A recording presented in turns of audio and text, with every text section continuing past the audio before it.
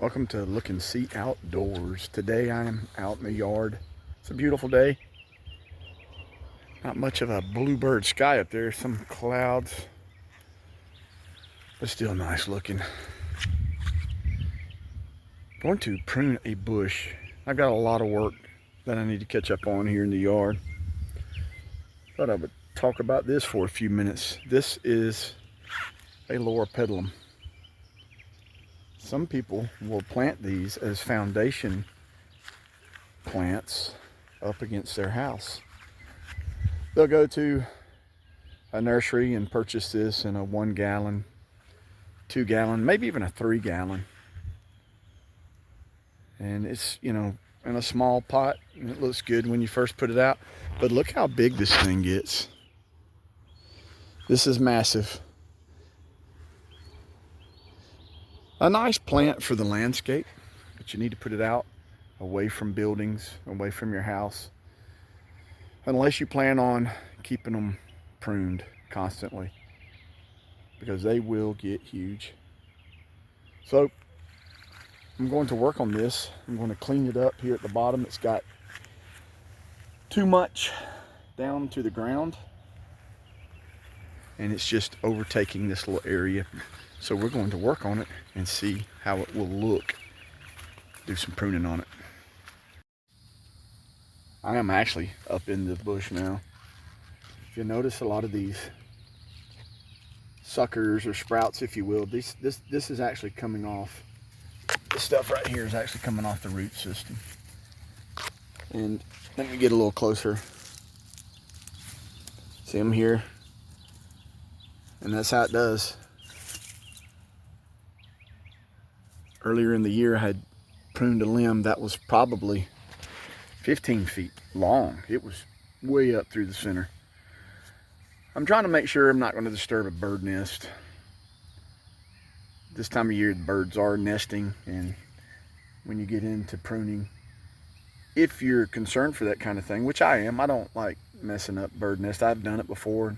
It happens, but I try not to do it when I can pay attention.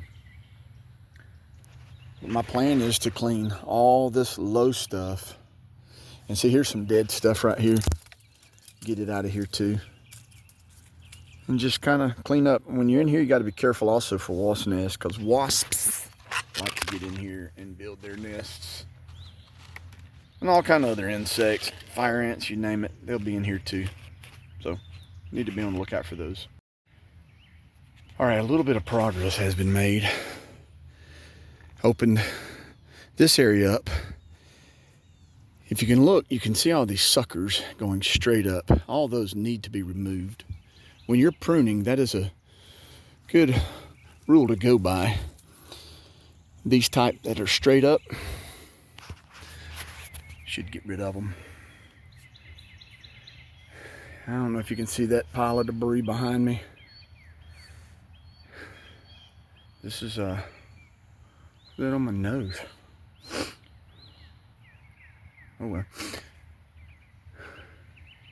There's so much I need to do, and I'm just having to do it when I can. Sometimes it gets overwhelming, but then I get out here and I start it, and it's nice and pleasant, and there's a good breeze blowing up in here now. That's one thing this will help create. When I prune everything back, it'll allow for airflow on a slower level to get in here, and that's good for the plant overall. So, all right, back to it. All right, here's another good little rule of thumb when trying to make a decision on what to prune. Whenever you come across limbs that are touching, look at the two limbs. This one and this one. I'm going to remove this one. That's another indicator of something you should remove, is when limbs are crossing or they're actually touching. All right, it's always good to stop and pull back and look at what you've done from a distance. I'm almost to a point where I'm going to stop. I've really opened up the bottom part of this Loropetalum. Still got a little bit over in that area. But be mindful when you're picking out plants at the nursery. Read the label. I knew this plant would be huge when I put it here. It's kind of an accent to a corner area of where our driveway ends.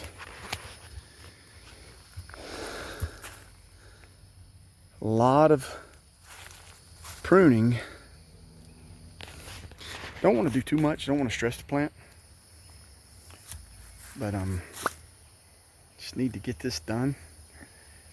A lot of stuff's going on now with these plants. Is they're growing out when I'm on my lawnmower. It's whopping me in my face and stuff like that.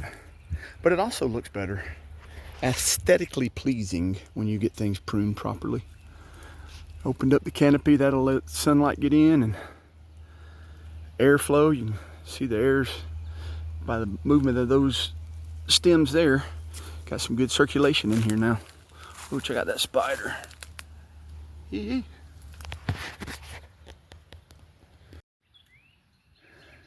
All right, I've come full circle. As you can see, I lifted everything up off the ground. More light. The breeze is fantastic in here. Got a couple more little limbs over here and I'm done. I got to clean up and look out around the outskirts of the tree and see all the debris that I removed. Lower pedalum. I'm going to back off from it now and let it rest and get these limbs cleaned up. Whenever you're making a decision to prune, especially a good size limb, you want to come out what's called this branch collar, and you have hormones in here that this will heal over. You don't have to put anything on it, but you want to come out. You can kind of see in the area where that collar is, right in here. And right there, I let it get away with me and it pulled some of the bark, but that'll heal up. These lower pedalums have a nice ID feature, almost kind of like a crepe myrtle, with how the bark gets flaky. If I remember correctly, it's a defensive mechanism against insects. I remember reading about that and hearing about it when I studied horticulture when we were talking about the crepe myrtles, and how, although that is a very nice ID feature in the landscape and it looks good, the way the bark flakes up and it gives it some nice character, I do believe that it's an actual defensive mechanism on helping shed itself of insects and whatnot.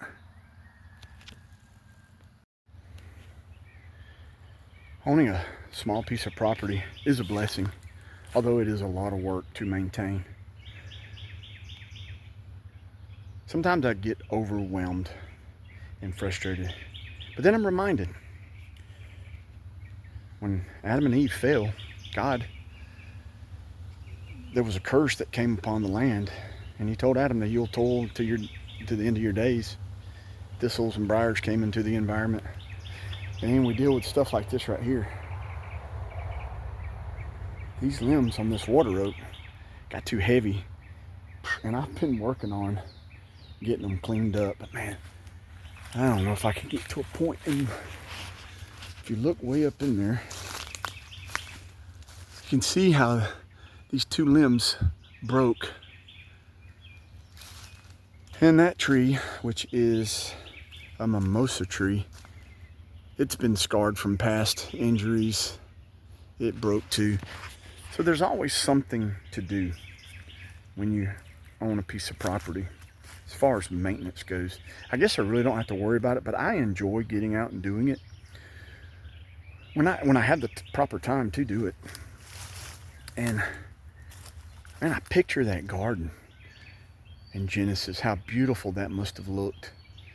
And I think in my heart and most of our hearts, we have that desire for things to be in order, even though it's kind of in this time until Christ returns, it's going to be a struggle that will never really get to that point of perfection in this world.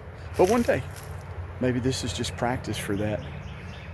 Who knows, maybe in the new heaven and the new earth, I'm going to be a gardener. That would be cool, because that's something I enjoy doing. I enjoy working with plants and trees and being out in the woods. So one day I'll find out. This is always the arduous part. It's the hard part, folks. Cleaning up. I'm one of those guys, as I go, I like to clean up instead of having this big, huge pile. And I've got that plant pruned. There's others that need pruning, but I want to clean this up because, man, that's a lot of trimmings. Let me show you something. All right, this is one of the smaller suckers. I'm gonna put it on the ground next to me. That's one of the smaller ones, and it's over 6 feet long. There's others here that are probably 15. It's amazing how those things would just shoot up and just take over. I don't know if you can see these two hawks. I believe those are sharp shins. They have a nest. And they've been nesting for quite a few years, for quite some time. Oh man, sometimes I get, my brain overloads and my mouth can't keep up. It's been a few years. It's a big poplar tree back down here in this bottom. And I believe they have some hatchlings. Of course, that one, that's a mating pair of sharp-shinned hawks. And one of them had something in its talons, like a big old squirrel or a rat. Same thing, spelled different. All right, let's look at what we've done real quick. This is interesting. I noticed the other dragon. This is crepe myrtle. I believe that's crepe myrtle. Yeah, crepe myrtle. I'm trying to figure out. Crepe myrtle over there. Is this the root system? This thing right here, if I allow it to, it will grow into a complete, I don't know if y'all can hear them up there screaming. A tree, a small tree. I think they're in the categories of large shrubs, small trees. All right, everybody, let's look at the lower pedalum. Wound up kind of having a gap there. That'll fix itself in time. That's all right. You want to try to avoid that, but sometimes it happens. I removed that limb because it was just not right. And here we go. Man, it's much nicer. When I come through here on the mower, I won't be like, stuff popping me all in the face. And I'm just gonna leave the leaves. That's a place for good insects like lightning bugs to get in there and lay their eggs. And that breeze is fantastic. Coming into June, and it feels fantastic here in southeast Alabama. I know this weather's not gonna last long, and it's gonna be the dog days and sweating and just miserable, swampy. But I like it now. Not a whole lot of bees in there at all. Well, if we got the queen, yeah, and the workers and the proper stuff, they'll start building up that hive, won't they? Yep.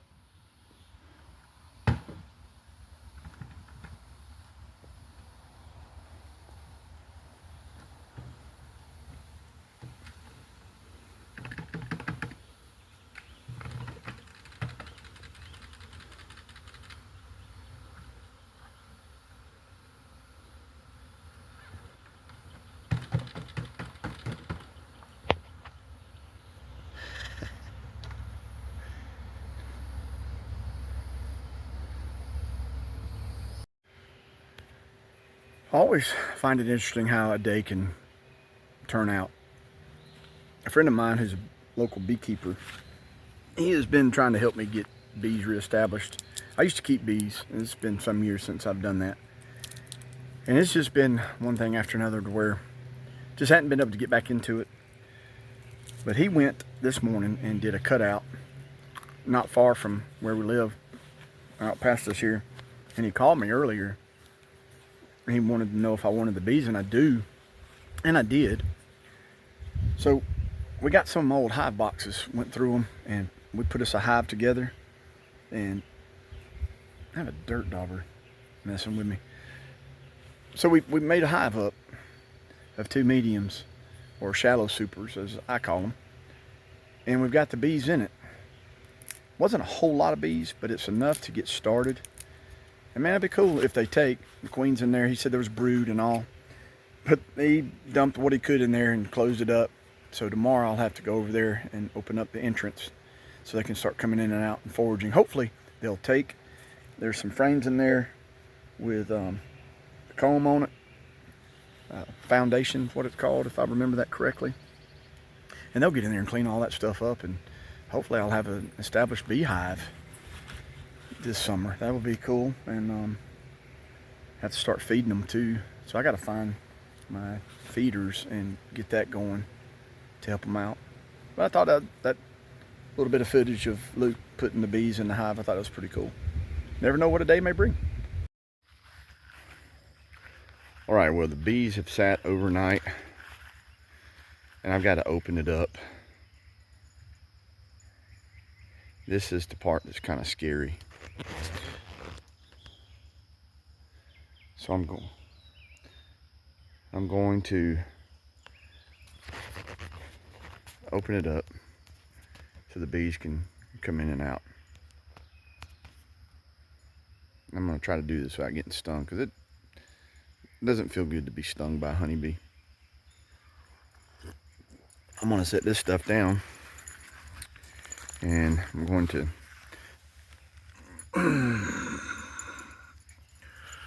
do this. Okay, I'm going to put some more thought to that. I think one of my little dogs just got hit, and I was just standing there, and I believe one of the bees popped her. So I'm gonna pontificate a little more on this. I may have to put my suit on and do it, because I'm gonna tell you, getting stung, it's just not fun. And the way a bee stings you, the stinger and the little venom sac detaches from their lower abdomen, and it just hooks into your flesh, and it just pumps that venom into you. Not fun.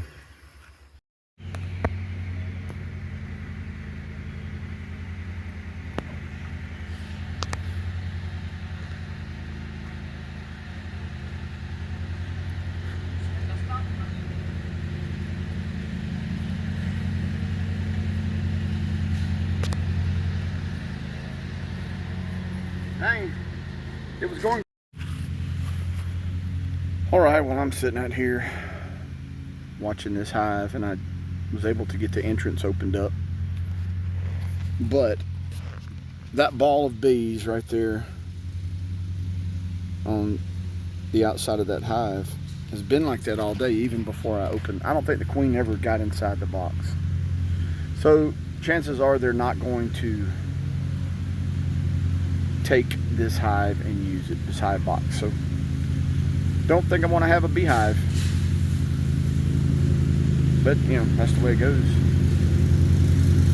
They'll stay like this tonight. Pretty soon they're going to go when she gets ready to go, if she is capable. But that's what they're doing. I do believe that they're made that ball of bees and they're protecting the queen. So anyway, guys, I hope y'all enjoyed this video. I'm going to keep my eye out on these bees and see, maybe there were bees inside, but I don't think the queen ever, I think when they were dumped in there, she was dumped on the outside, and these bees were with her and protecting her, keeping her safe. So anyway, well, that's the way it goes sometimes. Appreciate everyone who's watching these videos. Give me a thumbs up, leave me a comment, hit that bell, and you'll be notified every time that I post a video. Think about doing a live video sometime real soon. See how that goes. See who would like to join me live in the woods. Anyway, guys, y'all take it easy. See y'all on the flip side.